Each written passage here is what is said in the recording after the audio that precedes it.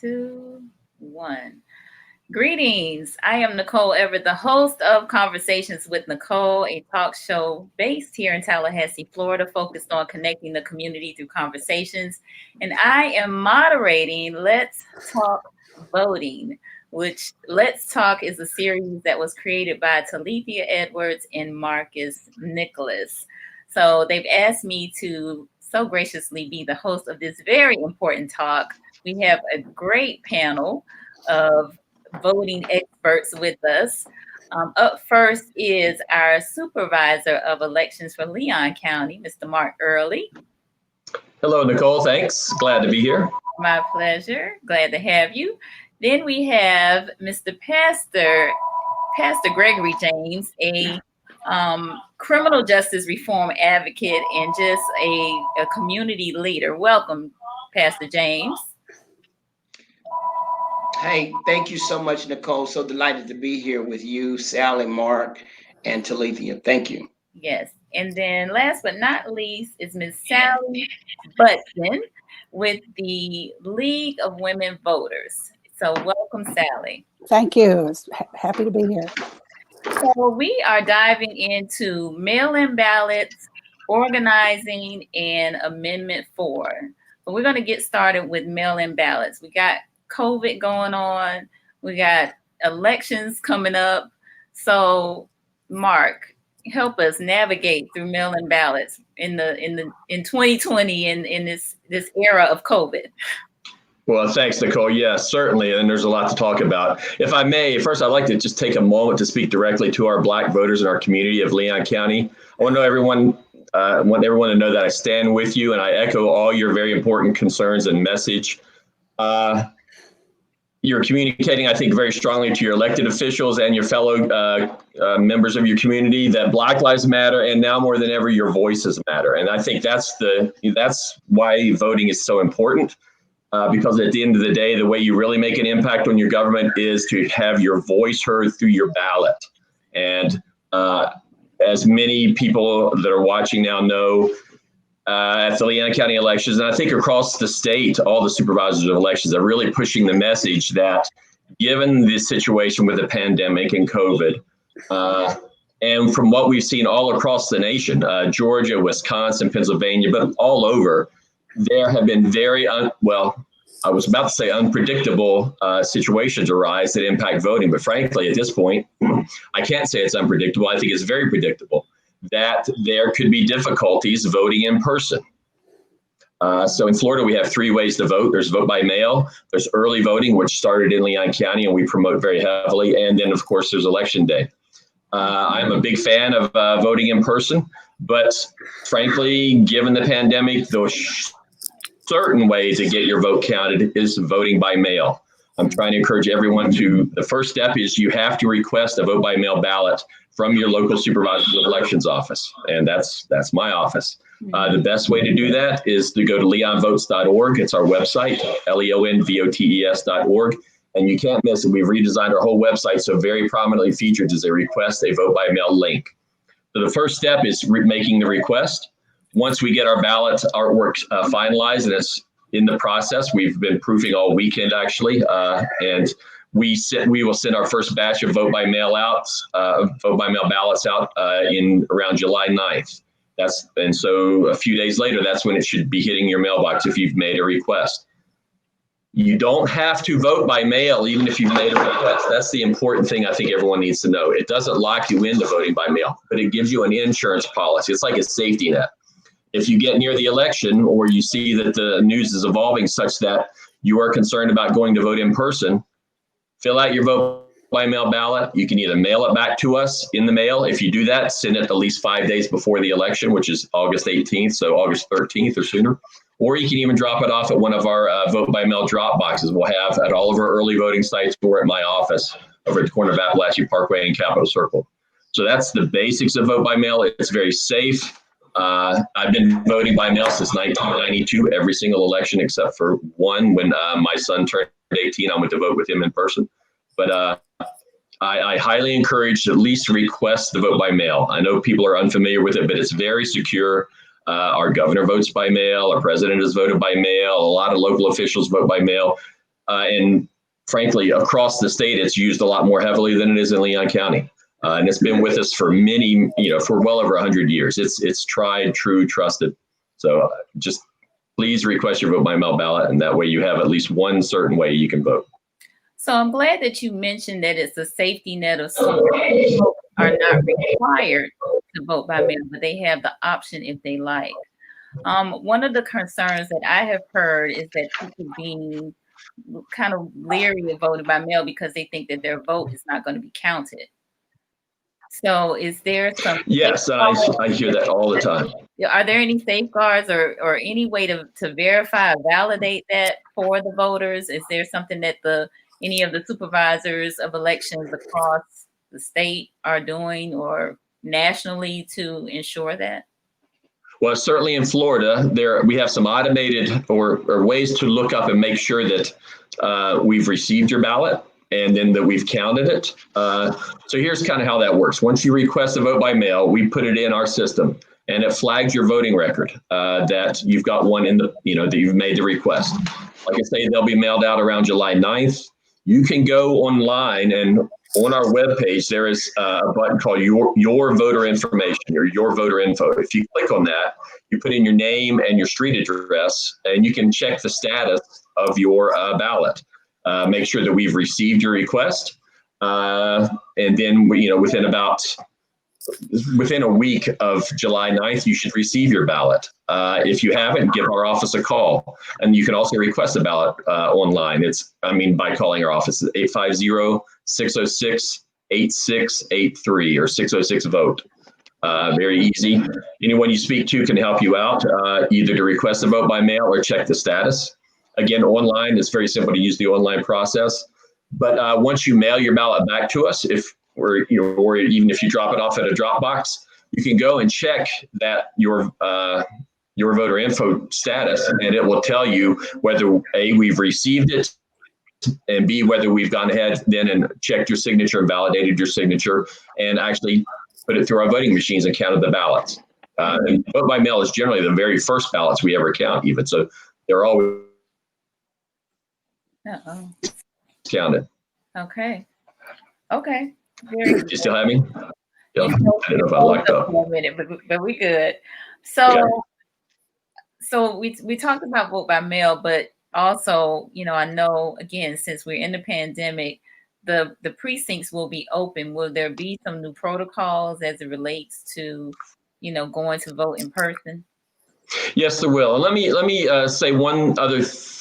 I've talked to so many people about vote by mail and stress the importance, and people still seem to be reluctant to request it because they say, well, yeah, I know the pandemic, but I think if I wear a mask, I'll be safe and I can go vote. So I'm not going to request a vote by mail. The point about requesting a vote by mail is not to keep you from getting sick. That's not the point. The point is making sure you have a way to vote, because as we're seeing across the nation, some polling places, even at the very last minute, can have poll workers not show up, or they might decide they're not going to be open for business, and we can't, break the door down and go in and say, okay, no, you're going to be a polling place. So we're a bit at the mercy of either the poll workers or the people that hold our polling places in their buildings. So that's why it's so important to request the vote by mail. It's not to keep you from getting sick. It's to make sure that you have a method to vote. But you'd asked about in-person voting and what safeguards we have. All of our poll workers are going to be wearing face masks. We're going to have hand sanitizer at the entrances and exits. At our early voting sites, our poll workers are also going to have the plexiglass screens between them and the voters. Okay. Every surface you will be touching will be cleaned off essentially immediately. We've got lots of hand sanitizer and disinfectant sprays and wipes and all of that. So it's probably the cleanest environment you can imagine. We very much encourage voters to wear their own masks. At this point, I don't think we have access to enough masks that we can give one out to every single voter. But I think for the most part, and this situation is still evolving, we're still looking into that, but I can't promise that. Okay. But yeah, that's the kind of safeguards we have in place. Okay. Thank you. Okay. I think that's all I have on the mail-in ballots. Did Greg or Sally, did you all have anything on that? Okay. No problem. Let's move on to organizing. So, Sally, with the League of Women Voters, you all are heavily involved in getting folks out to vote. So what does organizing look like for these upcoming elections? Well, thank you, Nicole. The League of Women Voters is a nonpartisan group. We don't endorse candidates. What we do is empower voters and defend democracy. Where I'm the president of the Tallahassee chapter, there is a state league. There's also a national league. And we are definitely very involved in voting. In fact, the League of Women Voters is 100 years old this year. It was in 1920 that women finally got the right to vote. And that's when the league was founded. And ever since then, our mission has been to educate voters and register voters and encourage people to vote. So two of the things that we're working very hard on this year is educating voters on the candidates' positions. So we have a website called Vote 411. Okay. And we are in the process right now of sending questionnaires to all the candidates for all the local offices. And Vote 411 also connects to the state and national league. So there's information there on all the candidates, whatever their party, whether they're independent. So if you want really comprehensive information about the candidates and their positions, go to Vote 411. And then the other thing that let me interrupt you, Sally, for one moment. Sure. Is that vote411.com or .org? .org. I'm sorry. Yeah, okay. Vote, and then the number 411.org. Okay, got it. So that's a really good resource. And then registering voters, of course, we're kind of stymied. Usually we're out there at the marketplaces. We go to Frenchtown. We go to the homeless shelter. We have our volunteers out everywhere. And we've really made a big push to register younger voters. So we get out to the schools. And one of the things, and we appreciate Mr. Earley's support in this, is that we were instrumental in getting the campus voting going. So the students in our colleges could vote right there on campus because the legislature was trying to block that. So we really are pushing for younger voters. We have a saying that says, vote as if your life depended on it, because it really does. This is probably the most critical election we've ever had. And I think that people are really understanding how important their vote is. So we are working hard to make that happen. Okay. Are there some critical issues that are on the ballot this season that you want folks to be aware of? Well, it's interesting. The critical issues that we hoped were going to be on the ballot, there again, the legislature has kind of done a job of blocking citizen amendments. So there's really, I don't think, Mark, there's any amendment. We were promoting one on banning assault weapons, and that one isn't going to appear. That got knocked down by the Supreme Court, I think. And yeah, there's a full list at the Division of Elections website right now. Yeah. I think there's 5 that have made it. Okay. So we were also very involved in the Amendment 4 of the returning felons. And in fact, the League of Women Voters was one of the parties in the lawsuit to make that happen. And so, of course, that's still in litigation. But I'm thinking there's nothing at this point, I can't think off the top of my head, that the League is really pushing this year, except just get out and vote and get registered. And we're also very much helping support the vote by mail initiative, because I'm curious, and maybe Mark knows, like right now in Kentucky, they're voting today, and they were predicting huge problems because the city of Louisville, with 600,000 registered voters, was going to have 1 polling place open. So that's just going to be a disaster, and we can't have that happen in Florida.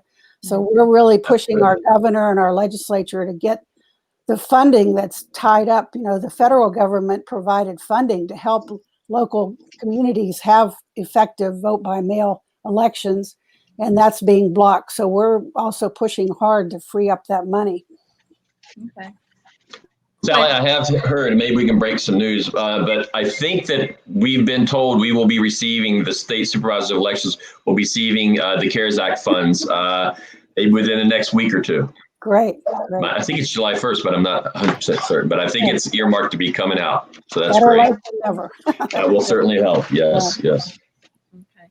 Sally, talk to me about the League of Women Voters in terms of your makeup. Is it, um, you know, mostly in terms of the local chapter? Is it mostly, is it all women or are men involved? Is it, mostly white women, Black women, Hispanic women? What's your demographic? Well, we're working hard on increasing our diversity.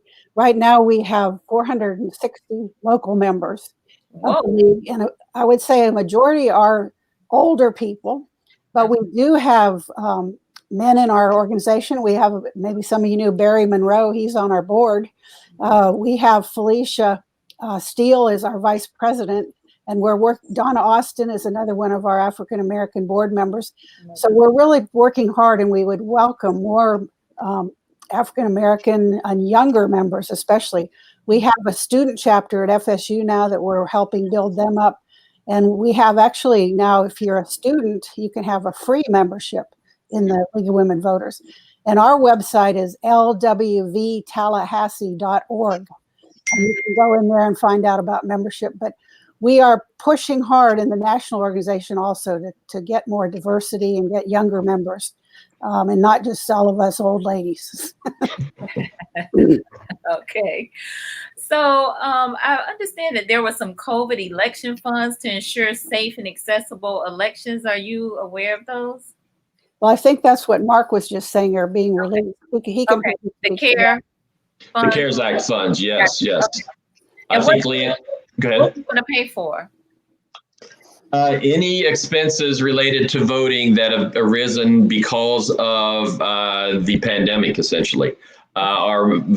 We've sent out a lot of vote by mail mailers that's going to pay for those. Our advertising related to COVID, even basics like hand sanitizer, any last minute things we might have to do to switch polling places around or what have you. We're going to be bringing on extra poll workers and getting them trained up so that if we have a decline, even a last minute, we'll have more backup than we normally do. And we normally have a lot of backup people. So just a lot of contingency plans in place. If we're able to run early voting through election day, which probably doesn't look like it, we could pay for that out of those funds, things like that. Okay. We've ordered a lot of extra envelopes. There's some supplies you have to order ahead of time to make vote by mail happen. It's going to help cover the cost, defray the cost on that. Felicia, I forgot to add one other thing that the league, our local league, is doing. We are also traditionally have candidate forums where we invite all the local candidates to come. And of course, that's being problematic with COVID, and we can't do them in person like we used to. But we're really excited. We're actually going to partner this year with the Tallahassee Democrat newspaper. And we're going to be providing questions and help ask questions of the candidates on their format, which is like what you're doing. It gets out to a much wider audience. So we're very excited about that. So be on the lookout for information about candidate forums where you can actually call in and ask questions. All right. Well, consider Conversations with Nicole as a source. Absolutely. Yeah. All right. Anything else that you would have us know about the league? Just we would love to have more members. LWVTallahassee.org. Come and join us. Okay. I'll put that in the comments as well. LWVTallahassee.org. Mm-hmm. Good deal. All right. And last but certainly not the least, the criminal justice reform advocate of our city, and I dare say probably of this state, Greg James. So let's talk about Amendment 4.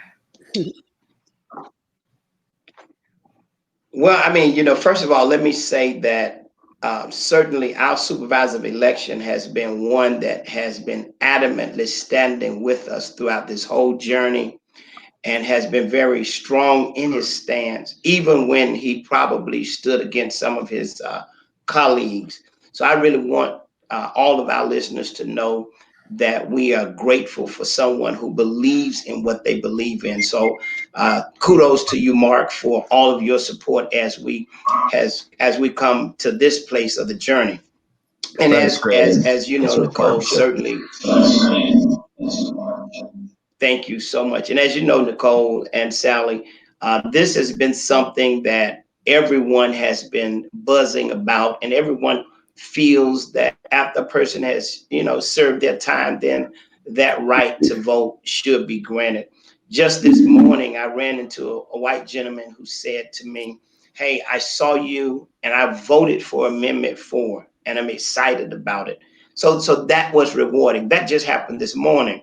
So Amendment 4 has really been a topic of discussion that no doubt has caused a lot of joy, but at the same time, it has caused a lot of uproar. But at the end of the day, on May 24th of this year, Judge Hinkle ruled and rebuked what I would say was a stop to attempt to derail the opportunity for 1.4 million who are returning citizens to have that right to vote.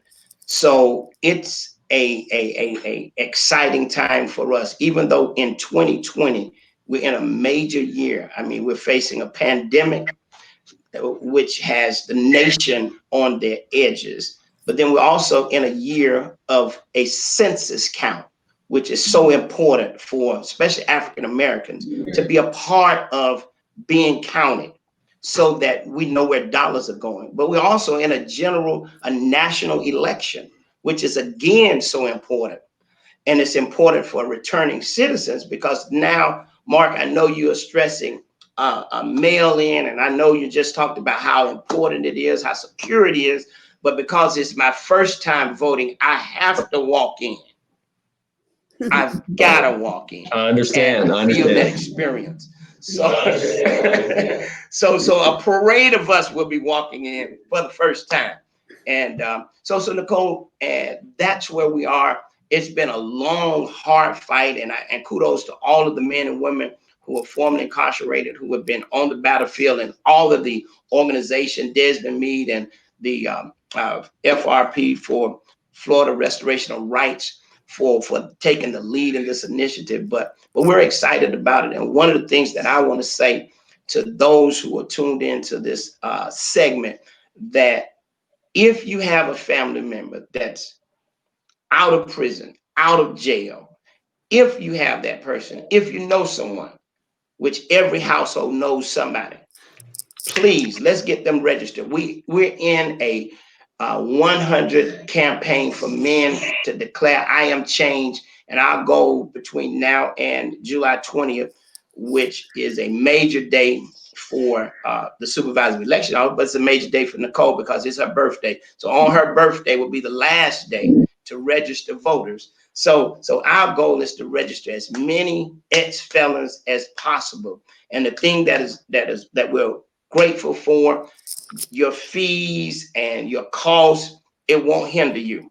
You can come on. And then at the end of the day, you got to know that it's your right to do it. We've been declaring that we want our voices to be heard, but this is the time in a very critical year for our voices to be heard. So we're excited about the work we're doing as we move forward to the deadline for registering people to vote.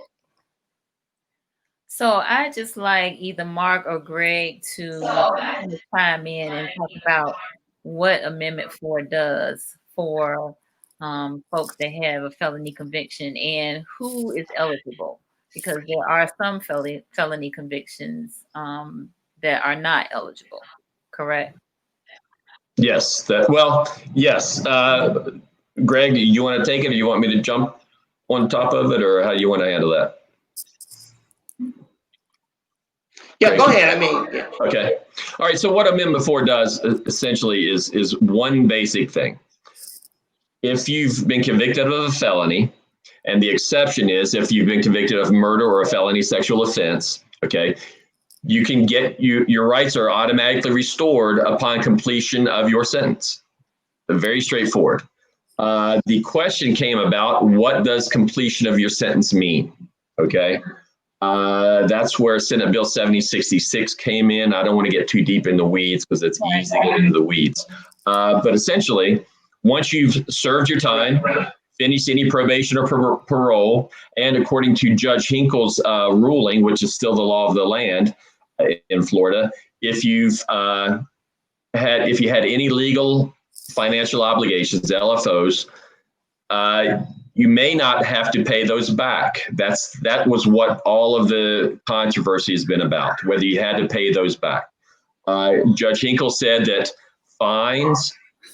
fees and costs, court costs and just fees, overhead for running the courts are not required to be paid back to get your rights restored. They're still required to be paid back because the court ordered it, but they are not a part of the eligibility. So that doesn't matter. Restitution and fines, if you cannot afford to pay those back or make those payments, then you don't have to pay those to be eligible to vote. So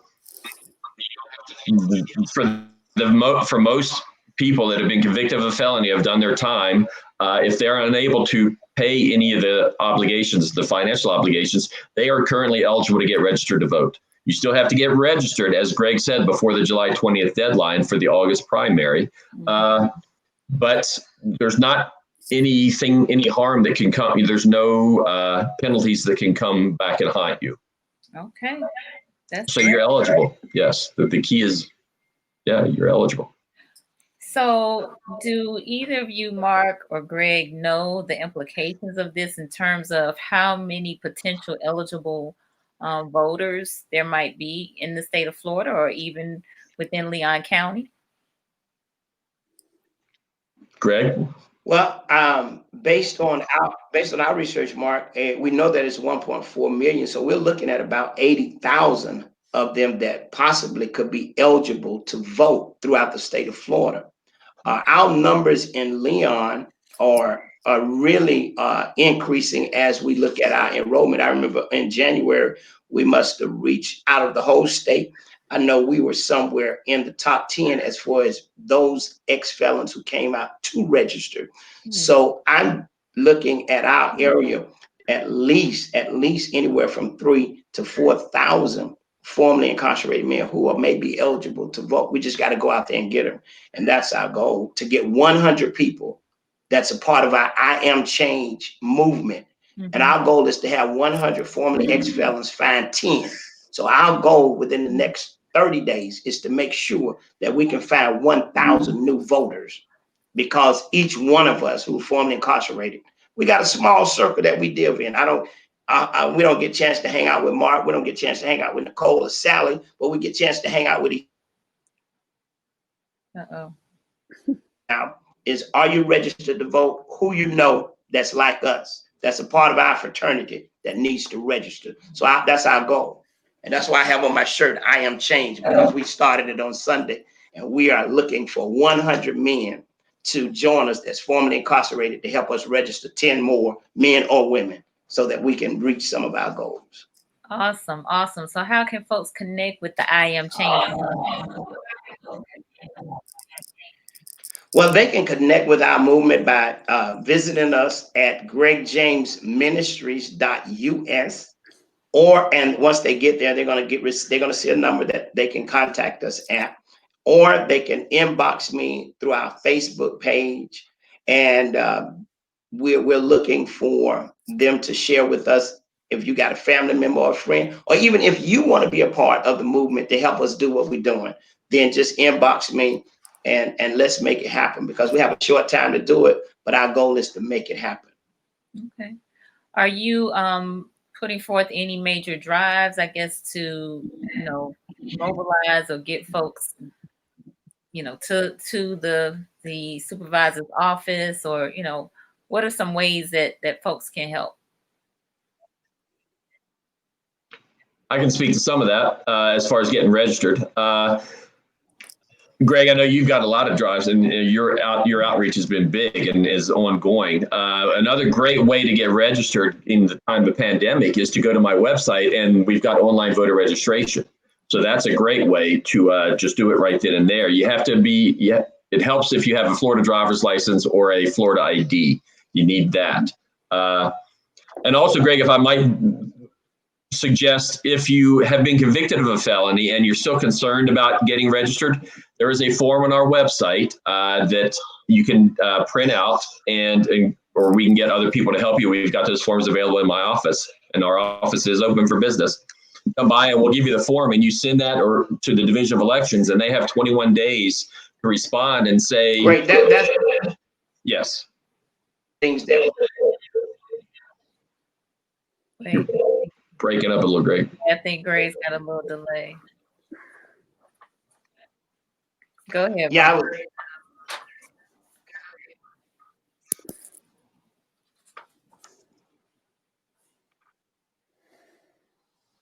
All right, let's try it again. Go ahead, Mark.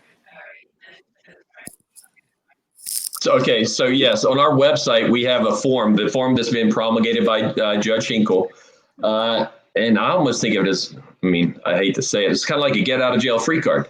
You send this form to the Division of Elections, they have 21 days to tell you that you are or are not eligible if you've been convicted of a felony, you've completed your sentence, but for the financial obligations. If you don't hear back from them in 21 days, you can go ahead and get registered, and you cannot be prosecuted for anything really related to getting registered to vote. The scary thing, I think, for people is when you're signing the oath on the voter registration form, it says that you are officially declaring yourself eligible to vote, just like I would be doing. And that's fine. You can actually just fill out that form and turn it into us, and you're registered to vote.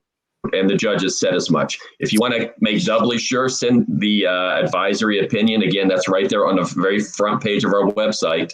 And I'm sure Sally or Greg, we're all familiar with this form that's been worked up by the judge. We can all help you get that form. You can call our office, 606-8683, my office, and we'll send you the form.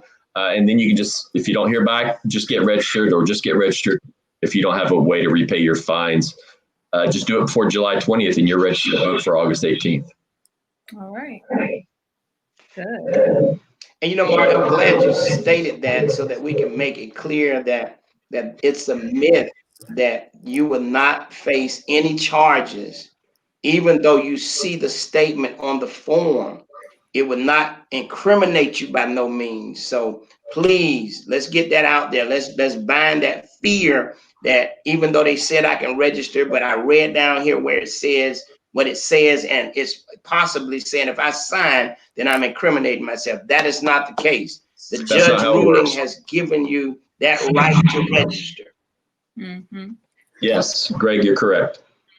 Yeah, thank you for making that point, because that is a very important point. And I think you're right, that fear can drive somebody away from moving forward with registering. So, go ahead and complete it and get it done, because you're good.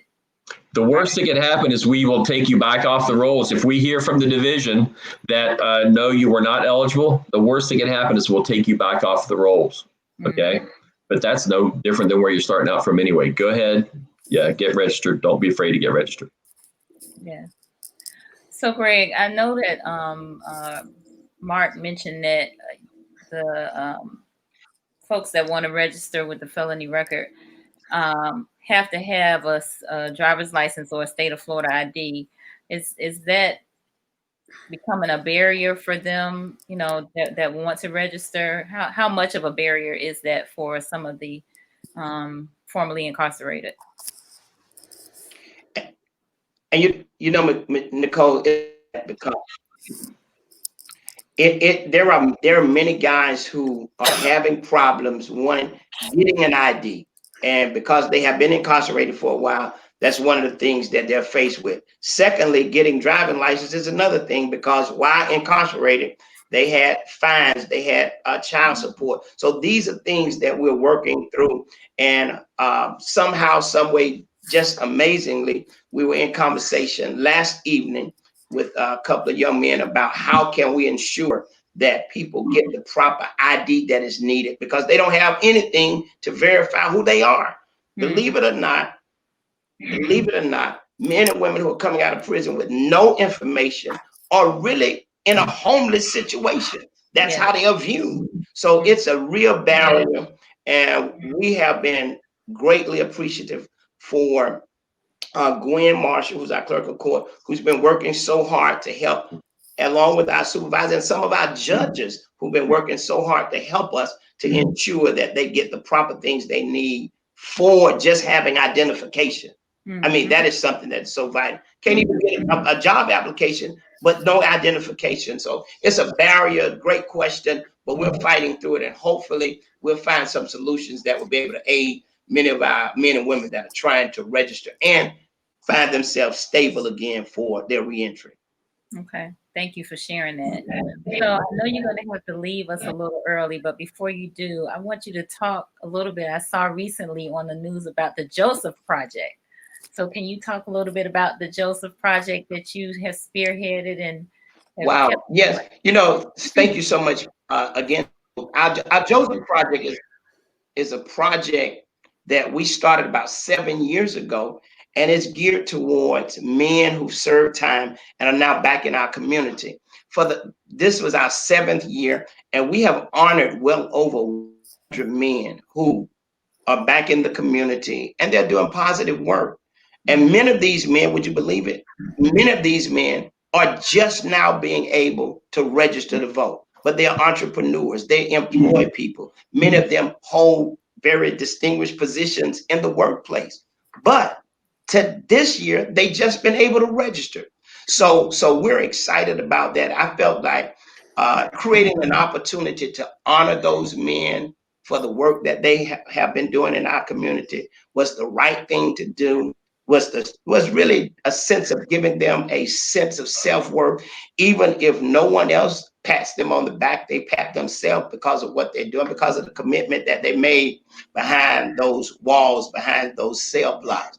So this project is one that, I mean, this week alone, I've gotten several calls with several different officials who want to meet to say, you made it clear that the men's resume make them qualified to sit at the table. I say, absolutely. Their criminal history gives them the experience to help solve some of the problems that we're having. Because when you take a look at Joseph's life, he went from the pit to the palace. And when he got in the palace, he was able to help the king save the country from a famine. Well, our country is in a famine, our city is in a famine. Yes. So therefore, these men some of the solutions to saving the crime epidemic, to saving what we're facing with black on black crime. So it's a project to show them that, hey, you're more valuable than you think you are, but you got to know your value and don't be devalued. So that's what the project is all about. And I'm excited about their excitement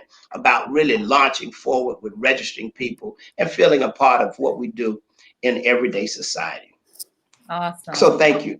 Yes, no, thank you for the great work. And I've got to run, but Sally, I look forward to crossing paths with you. Yes. Always thank you so much for your commitment to serve and all that you do. Once again, Nicole, thank you for what you do. Thank you, Greg. Very good. Very nice. All right. Well, hopefully folks thank you. Connecting with you soon, especially those the formerly incarcerated with felony records and those that are interested in getting involved with the Joseph Project. So I put your email, your website rather, in the chat so people can connect with you. GregJamesMinistries.us. Right. All right. Thank you, Greg. Nicole, could I say thank you so much. And let me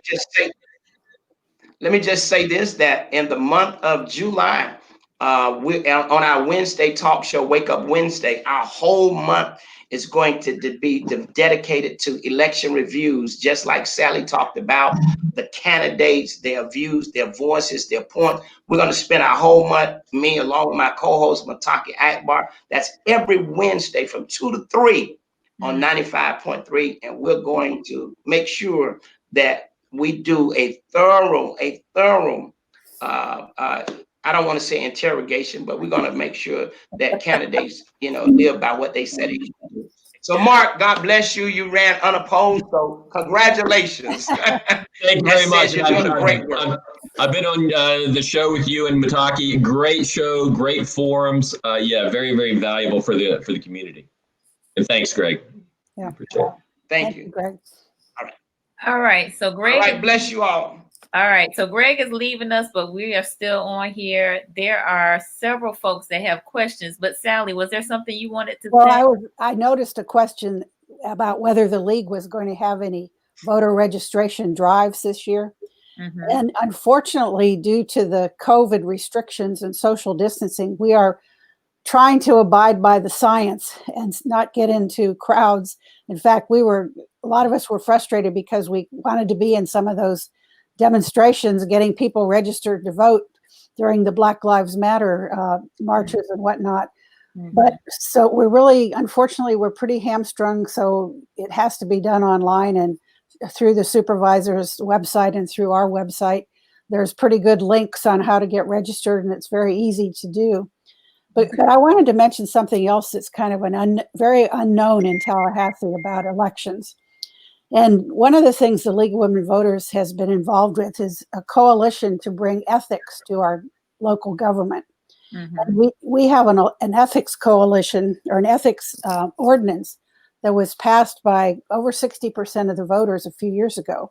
And we have an independent ethics board to keep our government honest and ethical. And one of the things that came out of that ethics commission is that you can get a refund if you donate to a local candidate for city commission. Because one of the things about ethical government is that, the influence of money on our elections is just ridiculous. That's not a very scientific word, but that's my word. There's people that have a lot of money can influence how government is run. And those of us just regular citizens can't give those big campaign contributions.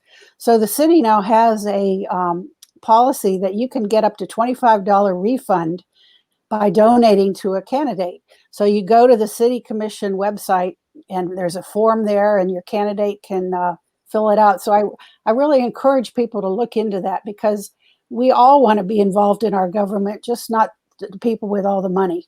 So check that out. It's a pretty neat thing. Okay. Well, thank you for sharing that.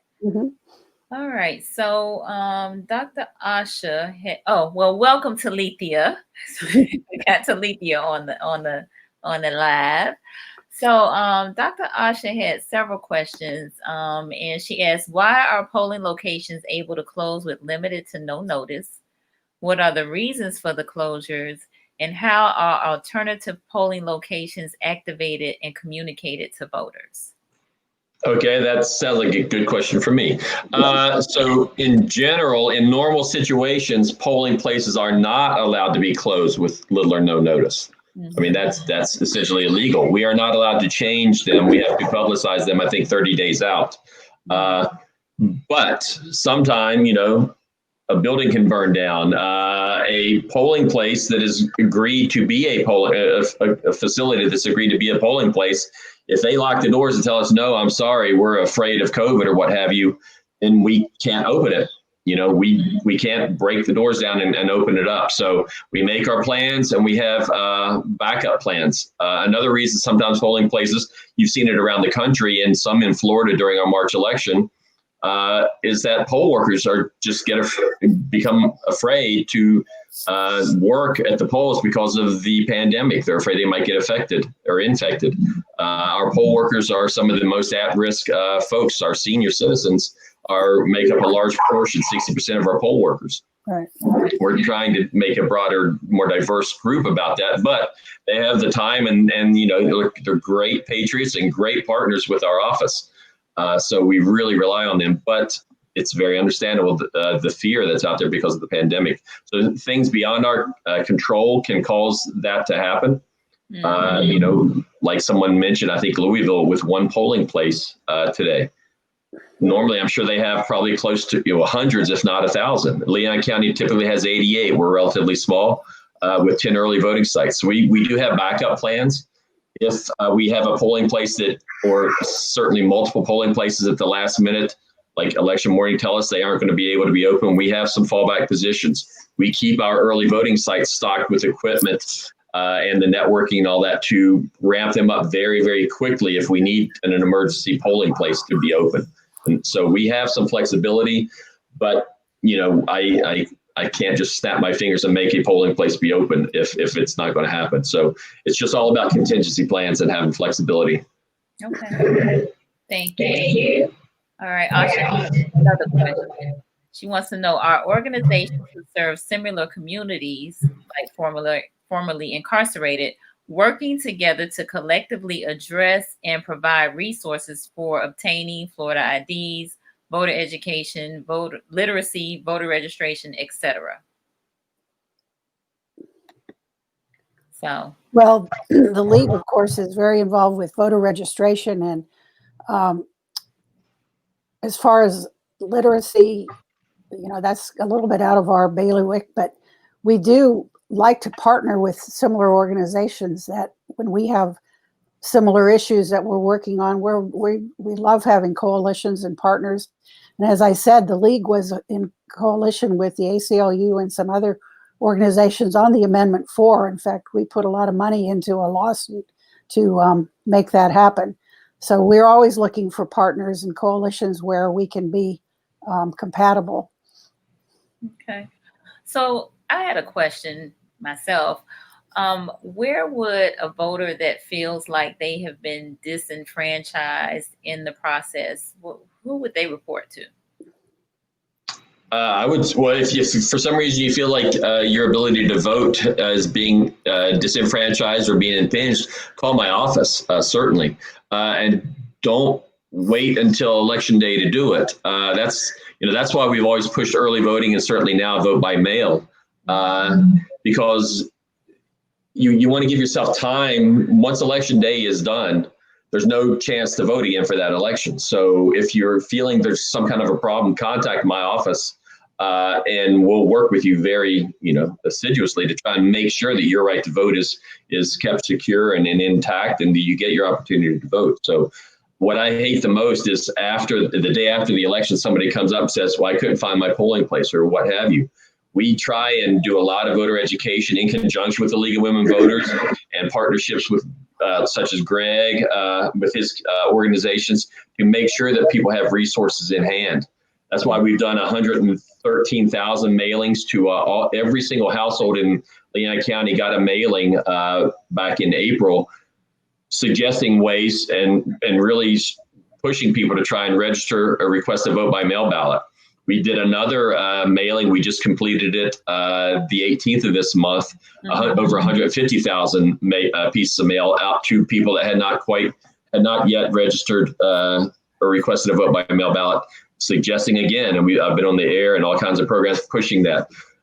We also send out an election guide to every single registered voter in Leon County prior to each election. We're in the process of getting those printed up now so we can send those out in the next couple of weeks to really give people a lot of information where your early voting sites are, how you get registered to vote, where you can request a mail ballot, how ADA voting works, all kinds of information, where all of the polling places are, sample ballots in Spanish and English, all kinds of Spanish language resources. So we have lots of information that we send out to voters. Every single registered voter gets these in the mail. So please look at them.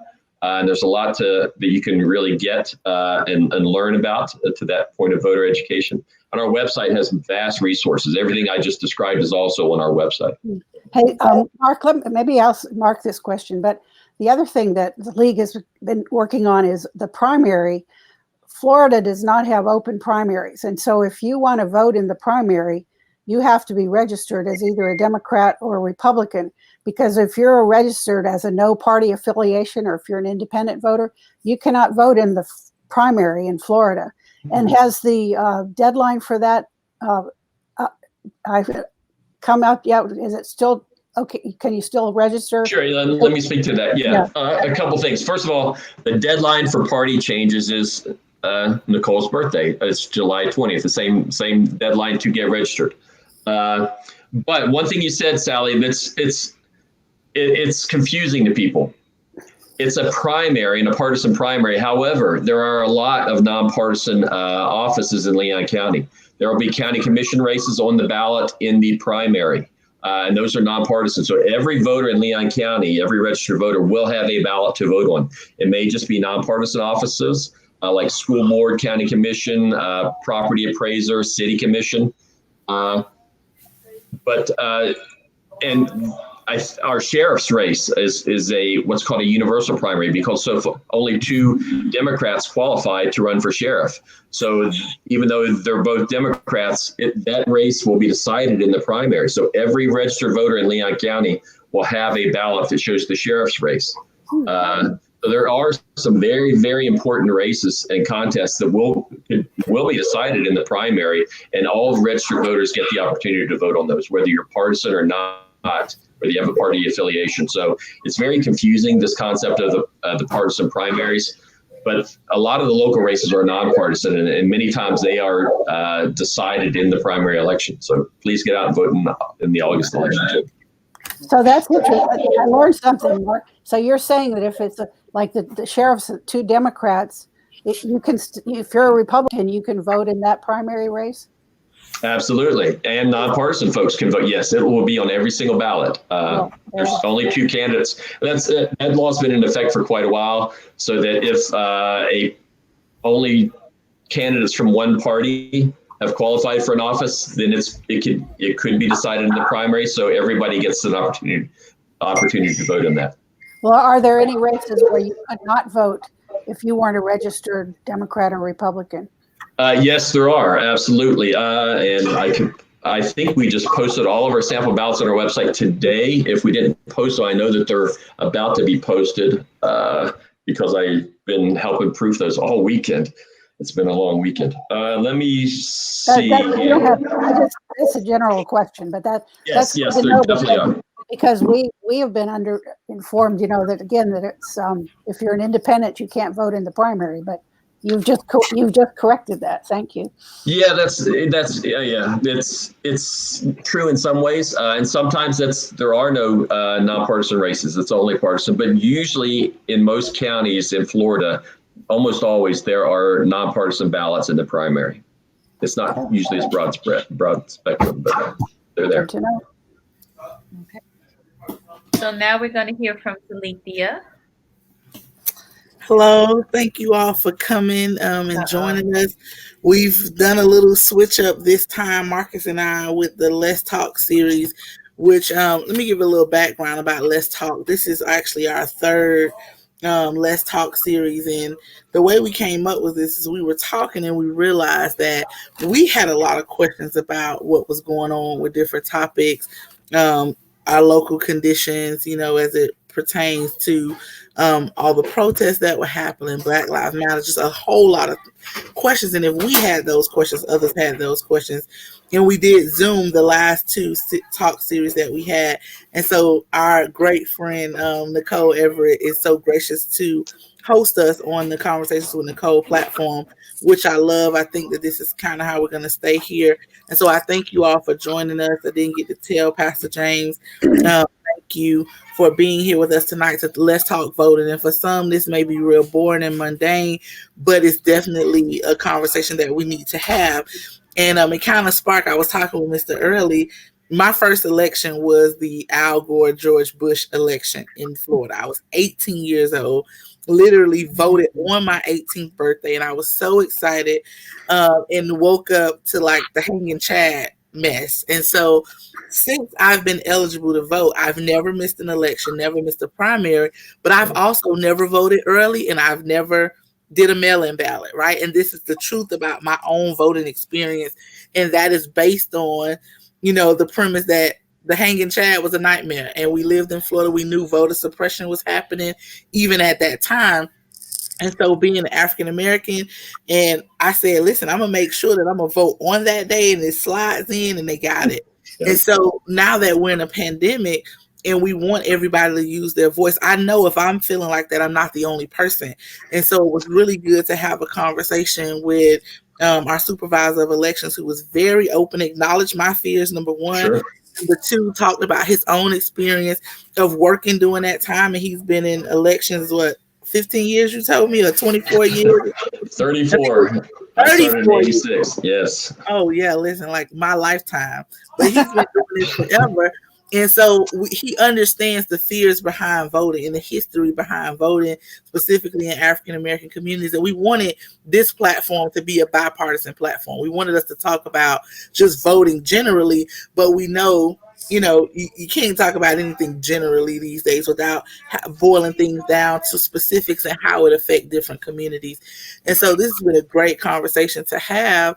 And even with the Women League of Voters, I go on your website a lot and read some of you all's priorities on education and different things, Miss Sally. And so I don't think the general population really understands, besides the voter registration, what actually the League of Women Voters does. And you spoke to that quite a few, but you all have specific things as far as policies and legislative priorities that you all are specific to, as well as your involvement locally in your local districts. Education being a hot topic in our community right now, since we got the Leon County Reopen Task Force happening. And so if you'll just talk a little bit about those educational priorities and kind of where the League of Women Voters are as it relates locally to the COVID-19 pandemic and the reopening, and your involvement in local school districts and the curriculum. I know you all hosted the desegregation of our local schools and stuff like that. But talk a little bit about policy and how, as we go along, how that affects us locally here. Yeah, well, thank you, Nicole. The League does have interest areas that we study, and then we do programs and speakers about, and public education is one of our highest priorities, because without a strong public education system, democracy is in trouble. And the League has taken a very strong position statewide as well as nationally that we support public education, and we're very concerned about these private school vouchers that are going out to private schools, religious schools. We're concerned about the constitutional issue of the separation of church and state. And the real thing that we're really concerned about is the lack of transparency. That money, that public money, our tax dollars going to these private schools, they don't have to take all these tests. They don't have to, we don't know what they're teaching. We don't have no idea what their curriculum is. So we're very opposed to that. And how that affects our local schools is that money is drained off from our public schools here, and it's going out to these private schools. And of course, there's same issue with charter schools, although they are public schools, but the money that goes with each child out to a charter school is money that gets lost in the Leon County schools. So as far as curriculum, we don't take a stand on curriculum, but we do take a stand on policy and supporting our schools. And you're right, we did a forum at the Lincoln Community Center about the resegregation of our schools. That's a real problem. Leon County is probably the most segregated district in all of Florida, which is really shocking. And then we just did a program about supporting our underperforming schools. And we did a seminar at Hartsfield Elementary to get people out to our local public schools, our Title I schools. So the League is very strong in supporting public education and, of course, trying to keep the money that's already scarce, have it going to our public schools, and supporting the schools, especially those that really need that extra boost for the kids. And I am concerned about how they're going to open the schools. I've been giving some input to our school board about how in the world you're going to open, especially the elementary schools. I mean, I just can't even, I used to teach first grade years ago. I can't imagine first graders wearing masks and the teacher trying to keep the mask on the kids. Yeah, I know. And sneezing into their masks and everything else. So it's really going to be a huge challenge. And there again, financially, it's going to be a backbreaker because you have to have more space. You have to have more buses to separate the kids. And as I say, our schools are already being drained of money. I'm very concerned about how we can possibly do this in a way that's going to work. So who knows? Yeah, we all got our fingers crossed. Yeah. So there are two questions that I wanted to get on real quick, and I think Mark is going to be the best one to answer these. One is from Janita. She says, are there any changes coming regarding the primaries? It's very annoying as an MPA to have to pick Democrat or Republican for the primary, then switch back to MPA. Yeah, and actually we spoke a little bit to that point just a second ago. I think that there is a constitutional amendment going to be on the ballot for the Florida Constitution. in November about that very issue that could potentially change state law, that potentially might force all candidates, regardless of party, kind of go head to head in the primary, and then the top 2 vote getters would go to the general. So regardless of party, essentially all races except maybe the federal level races, I think, would be impacted by this if the amendment passes. I'm not taking a position on the amendment as the supervisor of elections. I can't because I have to, count the votes yes or no for that amendment. But I believe that is up before the voters. I'm pretty sure. But also in the primary, like I explained a little bit ago, almost always, and certainly this election in Leon County, and I think in most counties, there are many races that are nonpartisan in nature that have a component or have that are going to be facing the voters on the ballot in the primary election.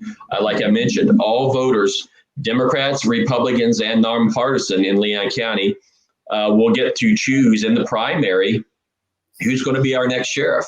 That's going to be a universal primary election. So that means only Democrats registered to vote. Registered to run in that office, qualified to run in that office. And because of that, there's a state law that says if a contest can be decided in the primary, then everybody gets an opportunity to vote on it. So that's going to be across the board. There's at least one county commission race that is going to be on every single voter's ballot, Democrats ballot, Republicans ballot, and nonpartisan ballots in the primary. And then the top 2 vote getters, if nobody wins it, because I think there's at least 7 people that qualified for office. That's Mary Ann Lindley's seat. She's not running. And so there's a lot of people qualified. That's going to be on every single ballot in the Leon County primary, Dem rep or nonpartisan. And then, like I say, it may be decided in the general. Then there's other races there's school board races for some districts. There's some city commission races that some people will be voting on. The public defender's race is going to be on every single ballot in the primary because that became an open universal primary contest also. So all voters in Leon County will have an opportunity to vote in that race. So there's a full ballot or close to full ballot, even for nonpartisan voters. So if you don't have a party affiliation, you can still vote. Please still vote, and please request your vote by mail ballot for the primary. We'll send it to you, and you can use it or not. Yeah, and if I may add, in the general election, the League of Women Voters didn't support the amendment called Every Voter Votes, which is basically providing open primaries, because now across the state, millions of voters and more people are registering no party affiliation because they don't like either party. They're like, I'm an independent. So we're supporting that constitutional amendment to allow every voter to vote in a primary. Okay, thank you. All right, and our final mail by vote question is Dr. Asha again. She said, do you have to submit a request for a vote by mail ballot for the primary and the general election, one each, or do you have to submit one request that covers you for both elections? Great question. Yes. You can request for both of them at the exact same time. Actually, when you make your vote by mail request, if you want, you can request them and it'll be effective for both elections this fall and then vote both elections also in 2022. So you can go ahead and request for the next 4 elections today. As soon as you is right this second, I even put a link right there in the chat. Copy that and paste it in your browser. It'll take you right to, well, that's online voter registration, but leave off the OVR and you're right there and you'll see the request vote by mail ballot at leonvotes.org. You can do it right now, please. And as I will call Greg and tell him after this was done, he said he's going to come out to vote. I understand that, but I want him to request a vote by mail just in case the pandemic gets crazy. It's not to protect people from getting sick. It's to make sure you have a way to vote. And as we've seen across the nation, you can't guarantee that right now that your polling place in your neighborhood is going to be, I can't guarantee that it'll be open. I'm trying hard, but you know, I can't control things beyond my capacity. So I'll try to make those options. Mark, another thing to remind people, if you do have to vote by mail, be sure to mail it several days early because the postal system is not so dependable these days. So the worst thing is if your ballot arrives after the deadline. So be sure you give yourself enough days to get it there. Thanks for pointing that out, Sally. Absolutely. We have a frequently asked question about vote by mail. That's a key point. I recommend you, if you are going to send it to us by mail, and just because it's a vote by mail doesn't mean you have to vote by mail. You can take that ballot and take it to our drop boxes. We were going to have drop boxes all over town at our early voting sites. You don't even have to get out of your car. You can hand it to one of my workers. They'll put it right in this big box, a big metal box. It looks like a mailbox, basically. And we'll be taking those out every single day and bringing them back to our office so we can count them. But if you're going to send it by mail, 5 days at least in advance to make sure that it gets to our office. Thanks, Sally. Yes, good point. All right. Vote by mail is easy. It is. It is. We just get in her ballot. I've been doing it for years. Good. Yes. Well, I want to thank you all for this great conversation on Let's Talk Voting. I think there's been a lot of questions that have been answered and then some. So I appreciate being your host and moderator.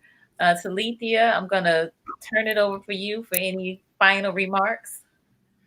Yes, just thank you again. I think this has been a great conversation, a really informative conversation.